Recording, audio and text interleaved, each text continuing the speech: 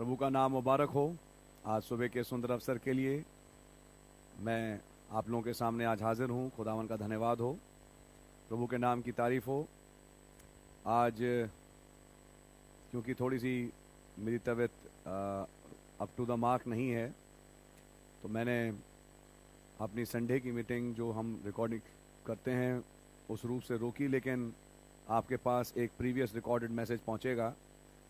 खुदा ना आप लोगों को बड़ी बरकत दें, आप लोग मुझे दुआ में याद रखें। लेकिन कुछ बातें हैं इससे पहले कि हम उस मैसेज में जाएं जो कि आज के लिए रिकॉर्डेड है। आइए एक छोटी सी दुआ करें, और कुछ बातें हैं जो मैं आपके सामने अनाउंसमेंट की तौर पे और वचन की तौर पे भी रखना चाहूँगा। प्रभु यीशु मसीह, आपका धन्यवाद देते हैं आज सुबह के सुंदर अवसर के लिए जो आपने हमें बख्शा, एक बार फिर कि हम आपके हुजूर आ सकें। आपका नाम मुबारक हो। हमारे तमाम भूल चूक अपराधों को आप ही क्षमा करें और अपने पवित्र लहू से आप हमें धो के पाक और साफ करें। आपके कोड़े खाने के द्वारा हम चंगे हो चुके, और खुदा अपनी चंगाई को आप हमारे जिस्मों में मैनिफेस्ट करें। आपका नाम मुबारक हो। धन्यवाद देते हैं गुजरे दिनों की बरकतों और आशीषों के लिए, और उन तमाम भाई बहनों के लिए जो कि खुदावन जिनसे इस हफ्ते मुलाकात हुई। आप सबको बड़ी बरकत और आशीष दें। उन सब की जो समस्याएं हैं हम आपके सामने लाते हैं, और खुदावन उनकी समस्याओं का समाधान आप ही बख्शें।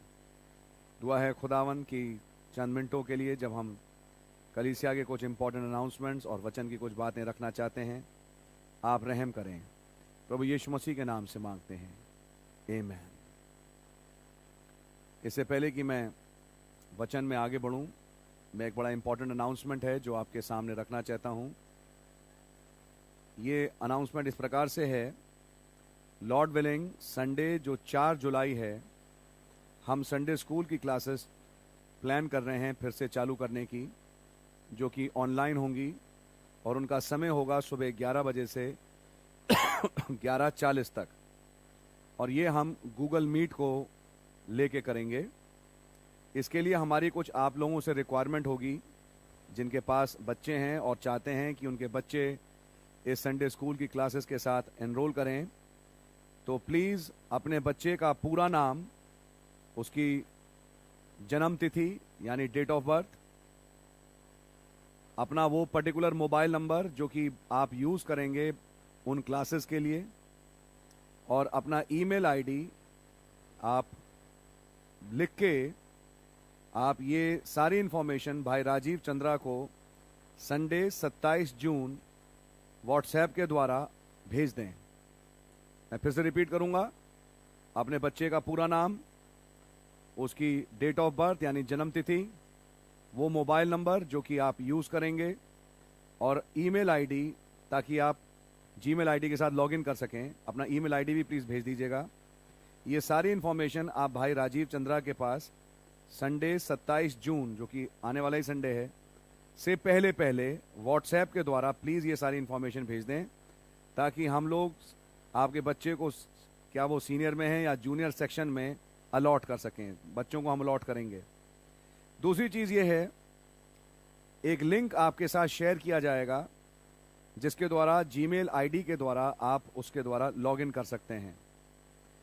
बाकी अगर आपके पास कोई कन्फ्यूजन है, आप भाई राजीव चंद्रा से बात कर सकते हैं। और ये एडवाइजेबल होगा, ये सलाह है कि जब संडे स्कूल की क्लासेस चल रही होंगी उस समय बच्चे के साथ या तो उसका माँ या बाप, कोई अजीज़ उसके साथ बैठे, देखने के लिए कि बच्चा क्लास को रेगुलरली अटेंड करे और कोई और हरकत ना करे। हर महीने एक क्विज होगा और इसके वशीभूत नोट्स बच्चों को दिए जाएंगे, और हम चाहते हैं कि हम टेस्ट्स को हर क्वार्टर में करें। दूसरी चीज़ समझने की है कि जब आपका बच्चा संडे स्कूल के लिए लॉगिन करे तो लॉगिन टाइम क्लास के शुरू होने से 10 मिनट पहले होगा। यानी हमने टाइम रखा था सुबह 11 से 11:40, तो ये मान के चलें 10:50 से 11 के बीच में आप लॉगिन कर लें। तो ये बड़ा एक इम्पॉर्टेंट अनाउंसमेंट था जो कि आप लोगों के लिए है। इसमें हम लोग बीच बीच में भी टेस्ट करेंगे, छोटे छोटे क्विज़ेस होंगे, और महीने के बेसिस पे जो हैं वो तो क्विज़ होंगे ही होंगे, और बच्चों को नोट्स दिए जाएंगे। सो एनी हाउ, खुदा ना आप लोगों को बड़ी बरकत दें। और मैं संडे स्कूल की टीचर्स के साथ के लिए भी कहूँगा जिसमें हमारी बहन लोना, बहन पिया चंद्रा हैं जो कि जूनियर सेक्शन संभालती थी, और सिस्टर वायला टाइटस और बहन सुजाना मार्टिन जो सीनियर सेक्शन देखती थी। मैं चाहूँगा कि आप लोग थोड़ा अप टू डेट हो जाएं, और जैसा हमारा डिस्कशन हुआ, जो संडे स्कूल का सिलेबस है उसको आप लोग तैयार कर लें। God really bless you. प्रभु का नाम मुबारक हो। सो आप सबको प्रभु बड़ी बरकत दें। ये एक इम्पॉर्टेंट अनाउंसमेंट था जो मुझे आपके सामने रखना था। God bless you. इसी के साथ मैं वचन में से एक छोटी सी आयत है जो आपके लिए पढ़ूंगा, और कुछ बातें बस आपसे कह के फिर मैं चाहूंगा कि हम उस संदेश में घुसें जो प्रभु ने हमारे लिए आज रखा है। अय्यूब की किताब और उसका 19वां अध्याय और उसकी 23वीं आयत से 27वीं आयत तक। मेरे पास इंग्लिश की बाइबल तो मैं उसमें से पढ़ पा रहा हूं। O that my words were now written, O that they were printed in a book, that they were graven with an iron pen and laid in the rock forever. For I know that my Redeemer liveth, and that he shall stand at the latter day upon the earth. And though after my skin worms destroy this body, yet in my flesh shall I see God, whom I shall see for myself, and mine eyes shall behold, and not another, though my reins be consumed within me. और इसी के साथ इसी अय्यूब का आखिरी यानी 42वां अध्याय और उसकी 1 से लेके 6 आयत तक मैं पढ़ूंगा।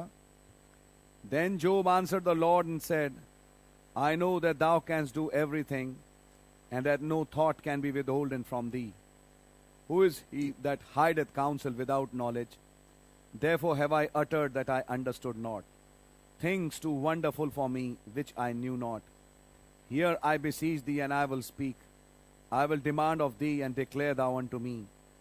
I have heard of thee by the hearing of the ear, but now mine eye seeth thee.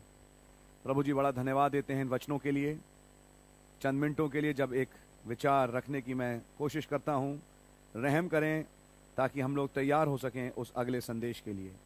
प्रभु यीशु मसीह के नाम से आमीन। प्यारे भाइयों बहनों, समय अब सच में बहुत करीब आ चुका है। अजीब बात है, पिछली बार आधा घंटे का जब मैंने क्लिप लिया उस टाइम भी मेरी थोड़ी तबीयत खराब थी। समाव कुछ मैच कर गया उस मैसेज के साथ जो बाद में भेजा गया, और उसमें भी मैंने कुछ ऐसी बातें रखी। आज भी मैं आपसे कुछ बात रखूं। 2-3 दिन पुरानी बात है।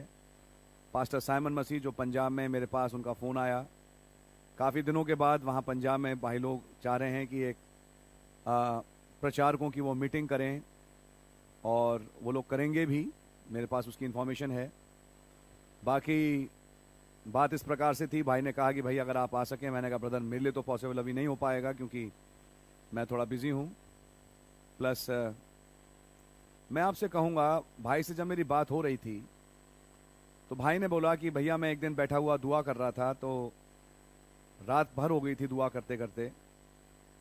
तो मैंने क्या देखा, एक आवाज़ सुनी, शक्ल नहीं देखी, और वो आवाज़ मुझसे कुछ नाम लेके कह रही है, जल्दी जल्दी इनको मैसेज सुना दो। तो कुछ नाम है, और फिर मैं प्रभु से कह रहा हूं, प्रभु प्लीज़ मुझ पर रहम करें, मुझे बताएं कि मुझे ये मैसेज सुनाना किसको है। तो प्रभु ने कुछ बताया, और प्रभु ने फिर बाद में बोलते बोलते भाई से एक बात बोली कि बस आधे घंटे रह गए हैं, इसलिए अब जल्दी जल्दी जिन्हें सुनाना है सुना लो। उसके बाद क्या हुआ कि भाई ने देखा कि वो जिनको बोला गया सुनाने गए, तो उनमें से कोई भी ध्यान से मैसेज एक्चुअली सुन नहीं रहा, लेकिन बस यही है कि जब कहा गया सुनाने के लिए तो वो सुना रहे हैं। भाई की झटके से आंख खुल गई और भाई ने मुझे ये बात बताई। मैंने भाई को यही बोला कि ब्रदर संकेत यही है कि अब समय बहुत करीब है। खुदावन का नाम मुबारक हो।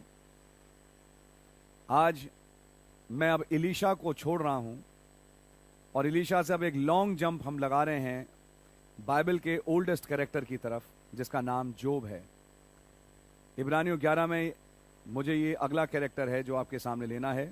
प्रभु मुझ पर रहम करें। और अय्यूब का जो रेवलेशन है सबसे पुराना रेवलेशन था, जिसके रेवलेशन के साथ पुनरुत्थान जुड़ा हुआ है, और मैं कहूंगा एक रैप्चर जुड़ा हुआ है। प्रार्थना करें, प्रभु ताकत दें। अगले सप्ताह हम इन चीज़ों को आगे बढ़ाएंगे और देखेंगे, लेकिन आज मैं केवल एक छोटी सी कुछ चंद बातें हैं जो आपके सामने रखना चाहूंगा। अय्यूब को भी एक दिन मैं कहूंगा तस्वीरों में 7वीं मोहर का दर्शन मिला, और जब 7वीं मोहर का दर्शन मिला तो उसने एक और अय्यूब देखा। भाई ब्रनम ने कहा, आइए मैं नबी के संदेश में से, जिसका नाम है मैं सुनता था लेकिन अब देखता हूं, से एक बात है जो आपके सामने पढ़ूंगा। ये 19वां अध्याय जो कि अय्यूब का है, ये बहुत इंपॉर्टेंट चैप्टर है जिसमें यहां कुछ हुआ, और मैं आपके सामने कुछ कमेंट्स हैं नबी के पढ़ना चाहूंगा जो भाई ब्रनम अय्यूब के लिए कह रहे हैं। अब हम फेथ ऑफ जोब को देखना चाहेंगे। He wanted to see if there was somebody who could intercede for him. Brother, मैं पिछली बार जैसे अनुग्रह के विषय को लेकर आपके सामने रख रहा था, आप बहुत ज्यादा लकी हैं, फॉर्चुनेट हैं अगर आपको एक बिचवई मिल गया।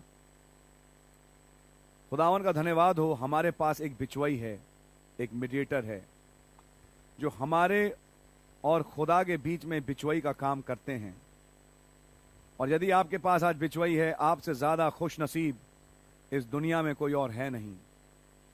यहां अय्यूब इंतजार कर रहा है क्योंकि बहुत पुराना नबी है, अभी प्रभु यीशु मसीह आए नहीं थे, लेकिन बाय रेवलेशन वो खुदावन को जानने की कोशिश कर रहा है। उसके पास, नबी ने बोला, प्रेरणा प्राप्त करने की एक चैनल थी कि खुदावन एक प्रेरणा में होते हुए उसके सामने अपने आप को खोलते थे। लेकिन कुछ ऐसा था कि कई दिनों से एक ड्राई सीजन जा रहा था और उसे यह मालूम नहीं था कि मुझे करना क्या है, कोई दिशा सी दिख नहीं रही थी। और तब अय्यूब के लिए भाई ब्रनम कहते हैं, he wanted to see if there was somebody who could intercede for him, कोई उसके लिए बिचवई का काम कर सके। He had interceded for so many people, उसने कईयों के लिए बिचवई का काम किया था। But now is there somebody can speak for him, लेकिन क्या अब कोई है जो उसके लिए बोल सके? Could there somebody put his hand on Job or on a sinful man and a holy God?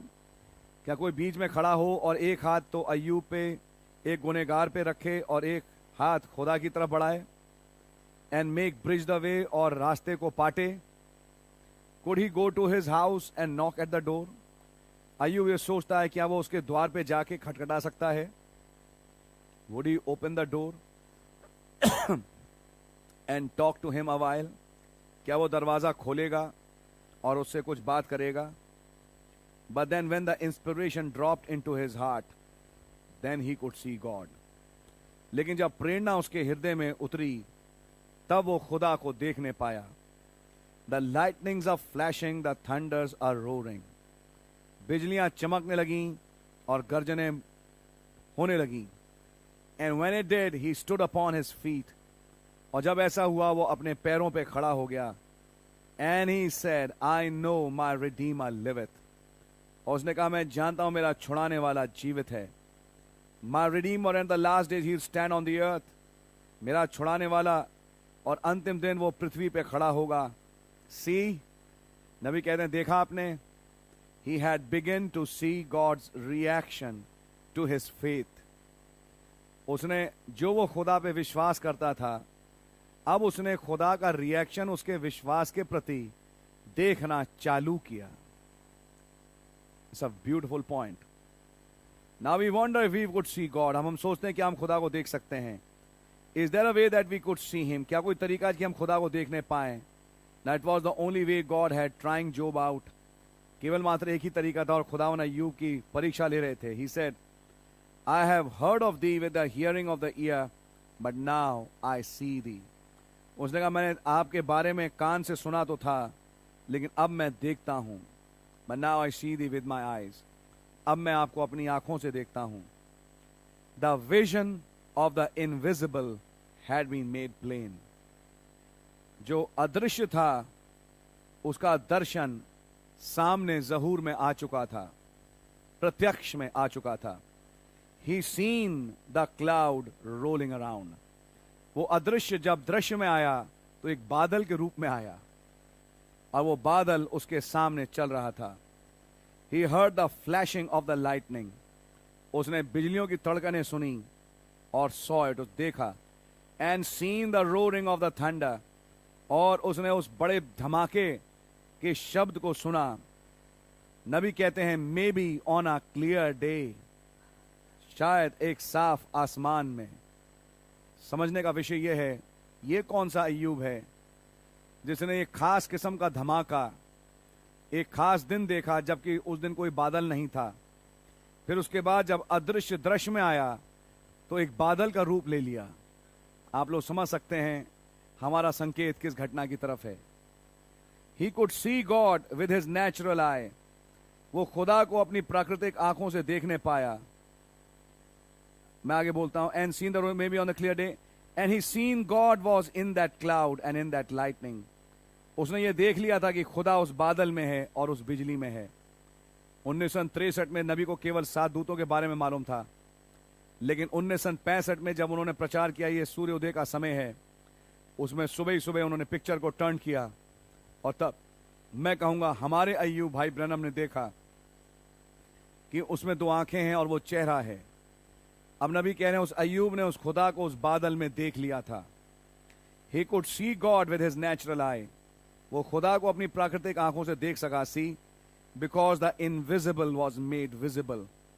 क्योंकि जो अदृश्य था अब वो दृश्य में आ गया। The visible vision of others was then vindicated clear to the natural आई।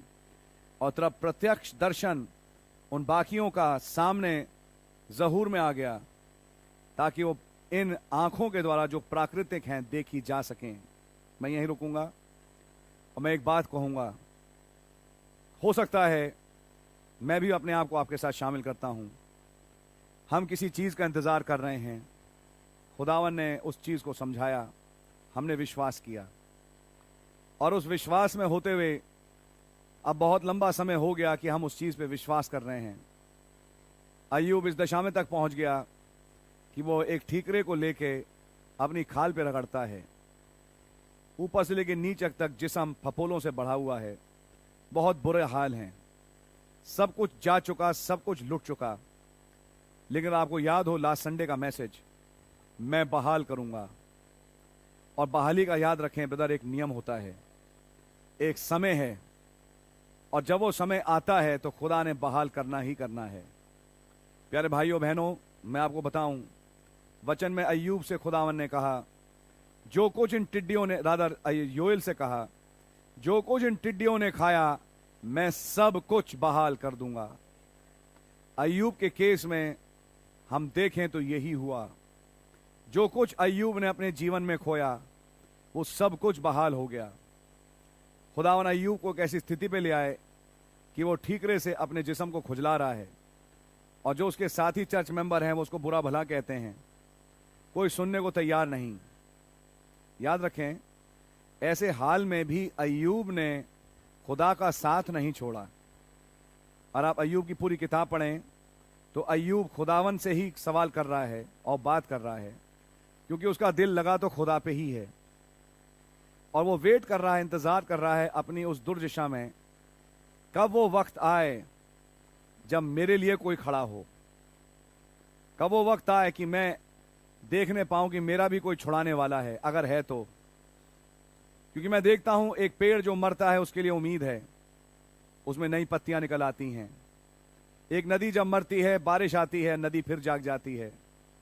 हर चीज जो प्रकृति में मरती है, जो खुदा का पर्पस सॉल्व करती है, उसके लिए एक पुनरुत्थान है। इस मनुष्य का क्या होगा जो स्त्री से जन्मा थोड़े दिनों का है? और तब अय्यूब ने कहा, मैं जानता हूं कुछ ना कुछ तो है, इस मनुष्य के साथ भी तो कुछ ना कुछ होगा। और जब वो ये सोच ही रहा था कि एक दिन प्रत्यक्ष अदृश्य दृश्य में आ गया। नबी ने कहा, एक सुबह के वक्त साफ आसमान में उसने एक धमाका सुना, और जब उसने धमाका सुना तो अदृश्य दृश्य में आ गया। एक वर्लविंड आई, और अय्यूब क्या देखता है कि एक बादल सामने आ गया, और उस वर्लविंड में से खुदावन ने जवाब दिया। और जब उसने जवाब दिया तो अय्यूब ने देखा, हां एक और अय्यूब है। उसने देखा एक और जिस्म है, जो कि वो जिस्म नहीं जो ये कीड़े खा जाते हैं। और तब वो कहता है, मैं जानता हूं मेरा छुड़ाने वाला जीवित है। क्या रही होगी वो सुबह और क्या रहा होगा वो दर्शन, जब अय्यूब को ये दर्शन मिला कि मेरा कोई कुछ नहीं बिगाड़ सकता, मेरा कुछ बिगड़ नहीं सकता।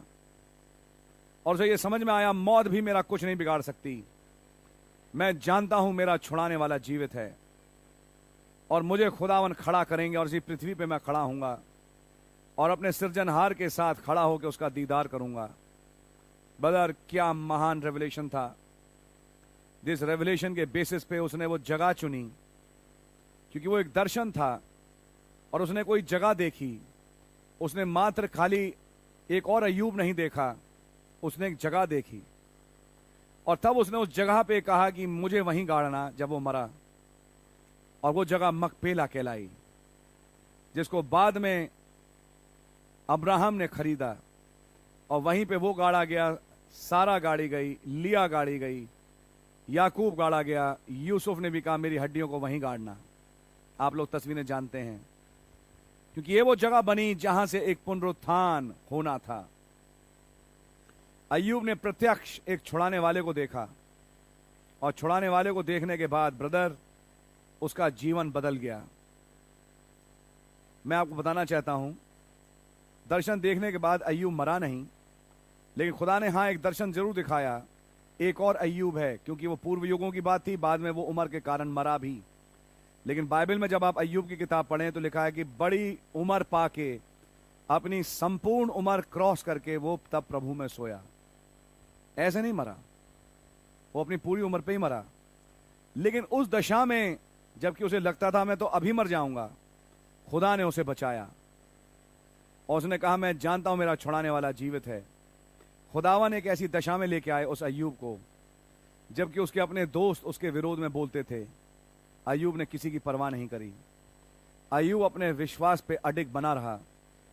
और जिस दिन सुबह के वक्त वो बादल आया और गर्जनें हुई, अय्यूब को समझ में आया कि मेरा ड्राई स्पेल खत्म हुआ, मेरे लिए फिर से अब खुदावन एक बेदारी ला रहे हैं।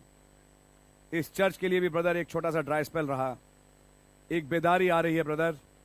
एक ऐसी बेदारी मैं कहूंगा इस जोब के लिए, इस चर्च के लिए, जिसमें अब ये जोब, ये चर्च अब अपने नए बदन में प्रवेश करने वाला है।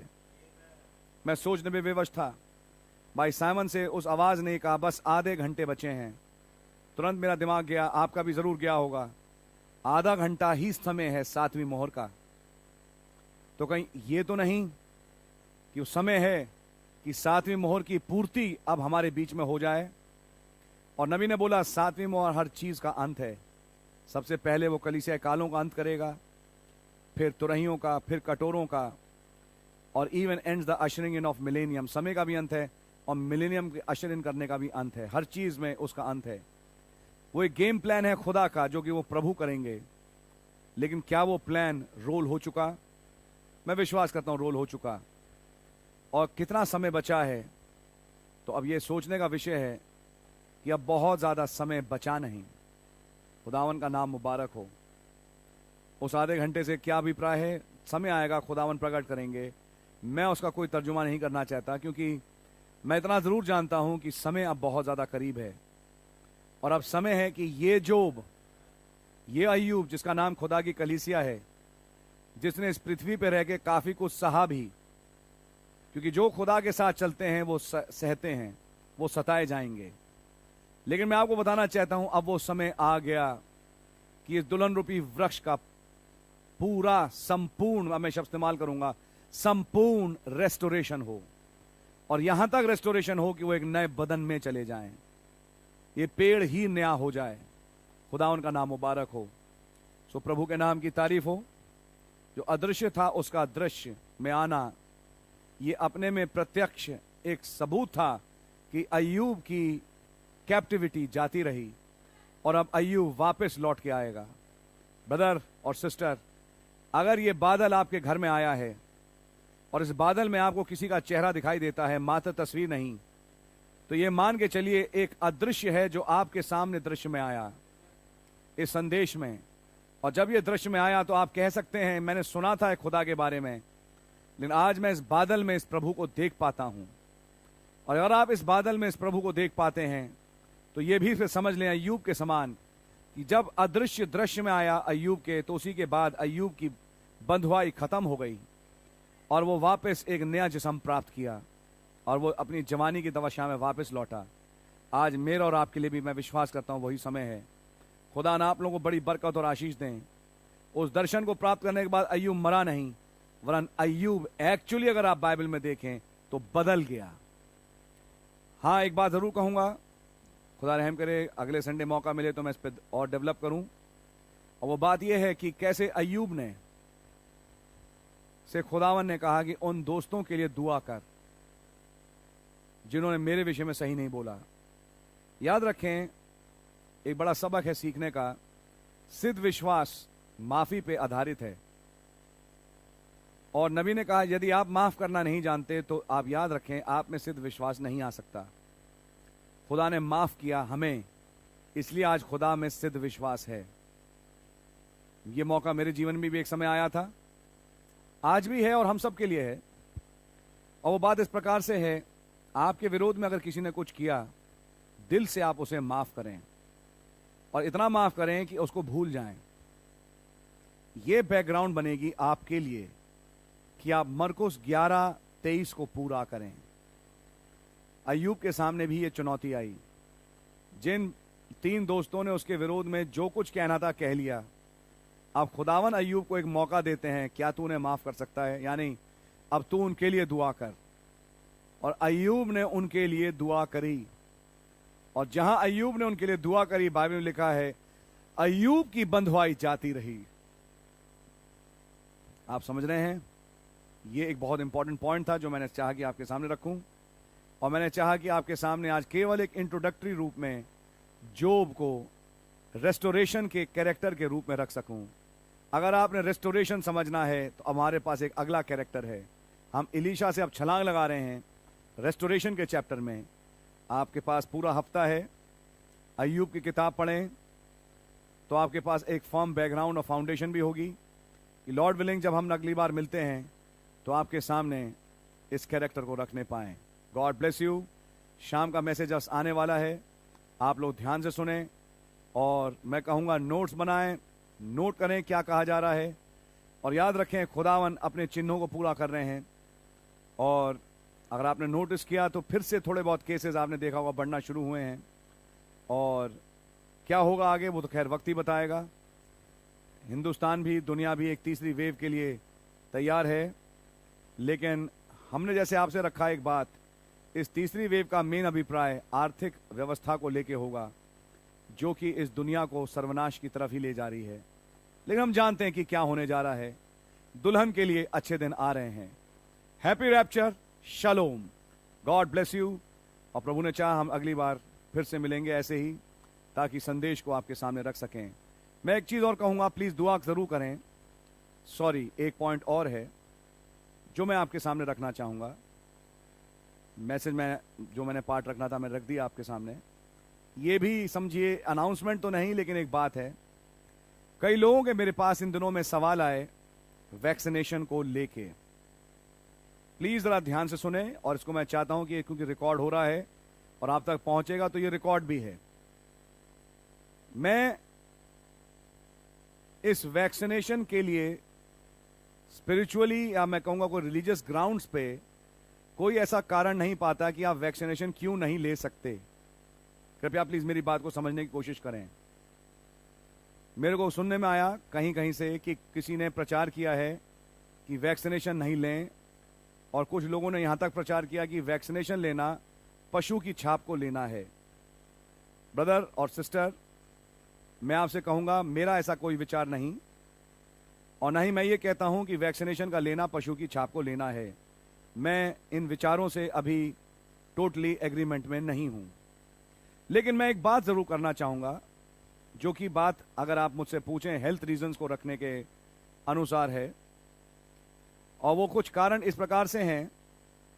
जो लोग कोरोना से एक बार संक्रमित हो चुके, विज्ञान इस चीज को स्थापित कर चुका और अखबारों में भी आ गया कि उनमें एक रेजिस्टेंस डेवलप अपने आप हो जाती है और उनमें एक इम्यूनिटी है आज भी कि वो उस कोरोना के दूसरे दौर से बच सकें। ये खैर एक पॉइंट रहा। पॉइंट नंबर 2 जो मैं आपके सामने रखना चाहूंगा, अखबारों के द्वारा भी और वैसे भी न्यूज चैनल्स के द्वारा ये चीज साबित की जा सकी और मैं कहूंगा इन चीजों से सरकार बहुत खुश नहीं है, लेकिन मैं आपके सामने जरूर रखना चाहूंगा कि इस कोविड को वैक्सीन, कोविशील्ड, जो भी नाम ले लीजिए, जो भी वैक्सीन अवेलेबल हैं, इनके दोनों डोजेस को लेने के बावजूद जो आज की तारीख पे दूसरी वेव को लाने वाली डेल्टा वेरिएंट थी, उससे दोनों वैक्सीन के डोजेस को लेने के बाद भी आप इम्यून नहीं हैं। यानी कि उसके बावजूद भी किसी को कोरोना हो सकता है। आपकी समझ में आ रही है? सरकारी जॉब्स में काम के कारण कभी कभी कुछ रिक्वायरमेंट्स हैं। आपने अगर ले ली वैक्सीन तो कोई गुनाह नहीं किया, आपने अगर वैक्सीन नहीं ली, मैं कहूंगा तो भी अच्छा किया। लेकिन मैं ये जरूर कहूंगा कि इसके द्वारा ये प्रूव हुआ कि जो वैक्सीन लेते हैं कोरोना के प्रति कुछ ना कुछ इम्यूनिटी वो डेवलप करते हैं। एक दूसरा एस्पेक्ट है जो मैं आपके सामने रखना चाहूंगा, उसके बिना पे मैं कुछ गाइडलाइंस हैं जो कि आपके सामने रख सकता हूं। इसका कोई रिलीजियस मैटर नहीं है, प्लीज ध्यान से समझने की कोशिश करिएगा। भाई ब्रनम ने भी संदेश में बोला, क्योंकि बाइबल में लिखा है जो कैसर का है वो कैसर को दो। अगर कभी ऐसी रिक्वायरमेंट आए आपके पास, जब रूल्स और रेगुलेशंस के अनुसार आपको ये वैक्सीन लेना पड़े, तो मैं आपको उदाहरण देता हूं। भाई ब्रनम ने भी येलो फीवर के लिए, मलेरिया के लिए और ट्रैवल के लिए, पोलियो के लिए वैक्सीनेशन लिया। इन्फ्लुएंजा के लिए नबी ने वैक्सीनेशन लिया। नबी ने कहा जब मैं जा रहा हूं अफ्रीका, जब मैं जा रहा हूं बाकी दूसरे देशों में, ये रिक्वायरमेंट है और उसके लिए मुझे वैक्सीन लेना जरूरी है। उन्होंने वैक्सीन ली, उन्होंने कहा जो कैसर का है आप कैसर को दो। तो उस महीने में मेरे पास संदेश से कोई एक ऐसा फॉर्म स्टेटमेंट नहीं है कि मैं आपसे कहूं ये एंटी क्राइस्ट है, ये मार्क ऑफ द बीस्ट है, आप वैक्सीन ना लें। 3 साल के बाद इसका असर आएगा भैया, जो आएगा वो तब वक्त बताएगा, जो देखा जाएगा। लेकिन संदेश के अनुसार मेरे पास ऐसी कोई गाइडलाइन नहीं। लेकिन हाँ, अगर मैं हेल्थ की बात करूं और जो आज चल रहा है उसको देखने की बात करूं, तो वैक्सीन्स का जो असर होना चाहिए आपको प्रोटेक्शन देने के लिए, उसके लिए भी सरकार भी कहती है और हेल्थ इंस्टीट्यूशंस भी कहते हैं हम आपको कोई पूरी गारंटी नहीं देते, नंबर 1। दूसरी बात समझने की यह है, जो ऑलरेडी कोरोना से संक्रमित हो चुके, मेरे विचार से उन्हें वैक्सीन लेने की कोई खास जरूरत नहीं। लेना चाहे वो भी ले सकते हैं, लेकिन लेने की इसलिए जरूरत नहीं कि उनके अंदर already antibodies, natural killer cells, memory cells हैं जो कि इस इंफेक्शन के दोबारा आने पे फाइट करेंगे। ये एक केवल गाइडलाइन है, फिर भी जैसा आप चाहें आप ऐसा कर सकते हैं। समय के हिसाब से चीजें बदलती भी हैं। उसके अलावा एक और चीज है जो कि समझने वाली है, जो नए नए म्यूटेंट वैरायटीज आ रही हैं, प्लीज समझने की कोशिश करें। अभी सुनने में आया यूके में एक नया वेरिएंट आ गया जिसका नाम है डेल्टा प्लस वेरिएंट, जो कि कारण बन सकता है थर्ड वेव का। खैर चलिए, जो है वो देखा जाएगा। लेकिन अगर कोई ऐसा वेरिएंट आया है तो ये लिख के चलिए, ये वैक्सीन उस वेरिएंट के विरोध में कार्यशील होगी। अगर डेल्टा वेरिएंट के अगेंस्ट नहीं है तो डेल्टा प्लस के भी विरोध में नहीं हो पाएगी। और इसके लिए कोई सरकार भी दावा नहीं भरती और एम्स में और कई लोग भी दावा नहीं भरते। ध्यान से समझिएगा। दूसरी चीज, वैक्सीन्स के कारण देखा गया कि कई साइड इफेक्ट्स आए हैं और कई बार वो साइड इफेक्ट्स काफी जानलेवा भी साबित हुए। तो जो उम्र रसीदा हैं, मैं कहूंगा कि अब ये एक रिस्क है जो आप लेंगे, तो उसको आप देख सकते हैं कि आप क्या इस रिस्क को लेना चाहेंगे या नहीं। ऐसा हो सकता है कि कुछ भी ना हो, क्योंकि देखिए हमारे पास कोई गाइडलाइंस नहीं है, क्योंकि मैं एक डॉक्टर भी हूं, ऐसी कोई गाइडलाइंस नहीं है।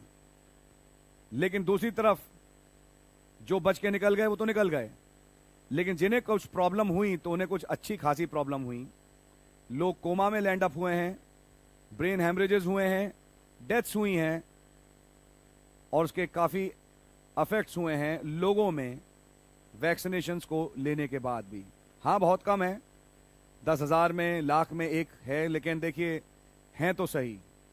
जैसे हम आंख बंद करके बच्चों को पोलियो लगवाते थे, डीपीटी लगवाते थे, ऐसे ये वाली वैक्सीन नहीं है जिसे आंख बंद करके लगवा लिया जाए। एनी हाउ, बाकी खुदावन आप लोगों को सुबुद्धि दें कि आपने क्या करना है। तो मैं थोड़ा सा इस एयर को क्लियर करना चाहता हूं, क्योंकि मैं यहाँ पे जिस कुर्सी पे बैठा हूं वो एक प्रचारक की हैसियत से है, लेकिन एक डॉक्टर की हैसियत से भी जो कुछ थोड़ी गाइडलाइंस थी मैं आपको दे सकता था, मैंने आप लोगों को देने की कोशिश करी। तो मुझसे बार बार आप लोग सवाल ना करें ब्रदर वैक्सीन लेनी चाहिए नहीं लेनी चाहिए। ये रिकॉर्डिंग आपके लिए काफ़ी होना चाहिए कि आपको गाइडलाइंस दे। हाँ, मैं जरूर कहूँगा जो कोरोना से संक्रमित हो चुके, नंबर 2, कुछ लोगों को मैंने बताया भी, जब वैक्सीन्स बन ही रही थी तो ये गाइडलाइंस है वैक्सीन्स लेने के लिए जिनको खानदानी एलर्जीज की बीमारी रही, जिनमें एलर्जीज हैं, वो लोग अगर वैक्सीनेशन का ना लें तो बहुत ही बढ़िया होगा, क्योंकि इस वैक्सीनेशन से एलर्जी की प्रॉब्लम्स होती हैं। सो ये मैं आपके सामने एक हिदायत की तौर पे रखना चाहूँगा। ये तो अखबार में भी आ चुका है और इसलिए मैं आपको कहूँगा जहाँ एलर्जिक टेंडेंसीज हैं, जिनमें हाइपर सेंसिटिविटी रिएक्शंस होते हैं, वो अवॉइड करें इस वैक्सीन्स को। ये तो ऑलरेडी वैक्सीन के बनाने वालों ने भी और वैक्सीनेशन करने वालों ने भी बोला है। लेकिन दूसरा पॉइंट मैं ये कहूँगा, जो कोरोना से संक्रमित हो चुके हैं ऑलरेडी, जिनका टेस्ट हुआ, कोरोना पॉजिटिव हुआ और निकल के आ गए, मैं कहूँगा कि आपके लिए कोई खास ज़रूरी नहीं कि आप इस वैक्सीनेशन में शामिल हों। बाकी देखिए, वैक्सीन लेंगे तो बीमार पड़ेंगे, वैक्सीन नहीं लेंगे अगर बीमार पड़ेंगे तो तब की तब देखी जाएगी। लेकिन सवाल इस बात का है कि वैक्सीन लेके क्या आप कोरोना से बच सकते हैं? माफ़ करिए, ऐसा है नहीं। सो ये केवल समझिए अपने आप को सांत्वना देने की बात है। लेकिन हाँ, कई जगह जाओ, जॉब रिक्वायरमेंट्स हैं, कई जगह रिक्वायरमेंट्स हैं कि आपको भाई लेना ज़रूरी है, तो भाई मैं आप पे छोड़ता हूँ, आप जैसा चाहें आप कर सकते हैं। मन की संतुष्टि भी कोई चीज़ होती है, लेकिन सच्चाई क्या है वो मैंने आपको बता दी कि अगर आप सोच के चलें कि वैक्सीनेशन के बाद आप प्रोटेक्टेड हैं, तो ये भूल जाइए, प्रोटेक्शन नहीं है। प्रोटेक्शन केवल एक जगह है और वह है प्रभु यीशु मसीह का लहू। उसके अलावा कोई प्रोटेक्शन है नहीं। बाकी इस पे कोई आत्मिक या धार्मिक कोई शिक्षा नहीं कि आप वैक्सीनेशन ना लें। God really bless you. प्रभु आप लोगों को बड़ी बरकत और आशीष दें। आइए एक छोटी सी दुआ करेंगे ताकि अब हम संदेश में बजाएं। प्रभु जी, धन्यवाद हो, आपने कुछ अनाउंसमेंट्स और बातों को रखने का फजल दिया। मैं जानता हूं मेरा छुड़ाने वाला जीवित है, हमारा छुड़ाने वाला जीवित है। और खुदा, मैं जानता हूं जब दुनिया में ये कोहराम मच रहा है, इस ब्राइड का छुड़ाना आप ही करेंगे। अब समय आ गया है कि ये दुल्हन अब उस बहाली दशा में जाए और उस दशा में लौटे जहां वो बागेदन में आपके साथ थी। मेरी दुआ है खुदावन, हमें वो दिन देखने का फजल बख्शें। हर मृत्यु के असरातों को हमारे घरों से दूर करें और अपने जीवनों से हमारे जीवनों को और घरों को भर दें। अपनी संपूर्ण चंगाई हमें बख्शें। प्रभु यीशु मसीह के नाम से मांगते हैं, आमीन। शलोम। God bless you. Praise the Lord.